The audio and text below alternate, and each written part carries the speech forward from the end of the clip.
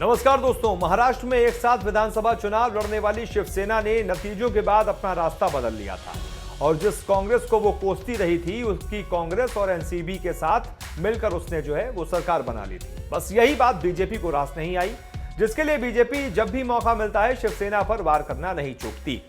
रविवार को भी पार्टी के पूर्व अध्यक्ष अमित शाह शिवसेना के गढ़ मुंबई में थे, तो यहां भी उन्होंने शिवसेना को नहीं बख्शा और एक बार फिर से बंद कमरे के वादे को लेकर सीएम उद्धव ठाकरे को जबरदस्त तरीके से लताड़ा। शाह की ओर से अपने नेता पर हुए वार को संजय राउत बर्दाश्त नहीं कर पाए और उन्होंने शाह को उस बंद कमरे की अहमियत बता दी। रविवार को अमित शाह दरअसल कोंकण के सिंधुदुर्ग में थे, जहां उन्हें पूर्व मुख्यमंत्री और बीजेपी सांसद नारायण राणे के मेडिकल कॉलेज का उद्घाटन करना था। इसी कार्यक्रम के दौरान अमित शाह ने शिवसेना पर जबरदस्त हमला बोलते हुए कहा कि शिवसेना कहती है कि मैंने कमरे में वादा किया था और मैं उनसे कहना चाहूंगा कि मैं कभी भी बंद कमरे की राजनीति नहीं करता, डंके की चोट पर सार्वजनिक रूप से करता हूं। अमित शाह यही नहीं रुके, उन्होंने कहा कि मैं जनता के बीच रहने वाले व्यक्ति हूं, किसी से नहीं डरता, जो होता है धड़ल्ले से बोलता हूं। कहते हैं हमें एक कमरे में वादा दिया और मैंने वादा दिया मैं कभी कुछ कमरे में नहीं करता, डंके की चोट पर कभी मैंने कमरे की पॉलिटिक्स नहीं की। मैं जनता के बीच में रहने वाला व्यक्ति हूँ और नहीं डरता किसी से, जो होता है वो सबके बीच में धड़ल्ले के साथ में बोलता हूँ। और मैं फिर से कहने आया हूँ कि ऐसा कोई वादा नहीं किया। चलो मान लो वादा किया था, तो उद्धव जी आपकी सभी प्रत्याशियों के बैनर पर आपसे 2.5 गुना बड़ा फोटो नरेंद्र मोदी का लटका कर आप प्रचार करते थे।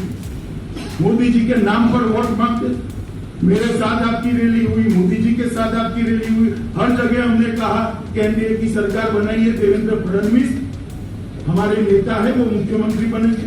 क्यों नहीं बोले भैया, उस वक्त क्यों नहीं बोले? परंतु मित्रों, ना कोई ऐसा वादा था, न ऐसी बात हुई थी। सत्ता के मोह के अंदर बाला साहब ठाकरे के सारे सिद्धांतों को कापी नदी में डालकर ये सत्ता पर बैठ गई। पूर्व बीजेपी अध्यक्ष अमित शाह ने जैसे ही बंद कमरे के वादे का जिक्र किया, शिवसेना मानो बौखला गई और पार्टी की ओर से एक बार फिर से संजय राउत मैदान में उतर आए। उन्होंने अमित शाह पर पलटवार करते हुए कहा कि जिसे वो कमरा कह रहे हैं वो शिवसेना के लिए मंदिर है। वहां जाकर उद्धव ठाकरे झूठ क्यों बोलेंगे? सत्ता के लिए शिवसेना का जन्म नहीं हुआ है, सत्ता तो आती जाती रहती है। अमित भाई अब देश के गृह मंत्री है, लेकिन जब ये बात चल रही थी तो वो गृह मंत्री नहीं थे, वो पार्टी के प्रमुख थे और आज वो गृह मंत्री के नाते बोल रहे हैं। जिस बंद कमरे की बात अमित शाह जी कर रहे हैं वो हमारे लिए बंद कमरा नहीं है, वो हमारे लिए एक मंदिर है, वो हमारे लिए एक श्रद्धा की जगह है जहां हम पूजा करते हैं। और जिस प्रकार का हिंदुत्व का स्वीकार हमने किया है हमेशा, उसमें मंदिर में जाकर झूठ बोलने की कोई गुंजाइश नहीं है। वो बाला साहब ठाकरे हिंदू हृदय साम्राज्य का कमरा है। उसी बंद कमरे से 30 साल पहले बाला साहब जी ने भारतीय जनता पार्टी को भी आशीर्वाद दिया था। बंद कमरे में ऐसी बातें हुई है जिससे भारतीय जनता पार्टी हो, नरेंद्र मोदी जी हो, अमित शाह हो, सबको फ़ायदा ही हुआ है, ये सबको मालूम है। और उसी बाला साहब ठाकरे के सुपुत्र उद्धव ठाकरे वो झूठ क्यों बोलेंगे? सत्ता के लिए। सत्ता आती है, सत्ता चली जाती है, सबको मालूम है। और सत्ता के लिए शिवसेना का जन्म नहीं हुआ है। शिवसेना और बीजेपी में कौन सच्चा है कौन झूठा, ये तो दोनों ही पार्टी के नेता जाने। लेकिन आपको बता दें कि इससे एक कमरे में हुए वादे को लेकर इससे पहले भी बीजेपी और शिवसेना के बीच तकरार हो चुकी है।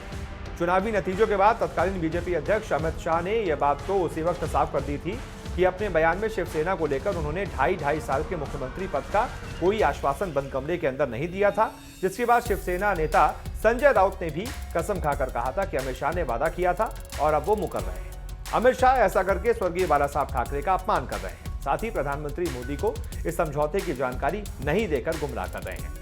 शिवसेना की ओर से लगे इतने गंभीर आरोप की टीस लगता है अमित के दिल में अभी भी मौजूद है। शायद यही वजह है कि 2019 के बंद कमरे में हुए वादे की बात का उन्होंने एक बार फिर से 2021 में जिक्र छेड़ दिया और इस मुद्दे पर बोलते हुए साफ कर दिया कि मैंने बंद कमरे में शिवसेना से कोई वादा नहीं किया था, पर अगर किया था तो जब बीजेपी सीएम पद के लिए देवेंद्र फडणवीस का नाम ले रही थी तो शिवसेना ने उस वक्त विरोध क्यों नहीं किया।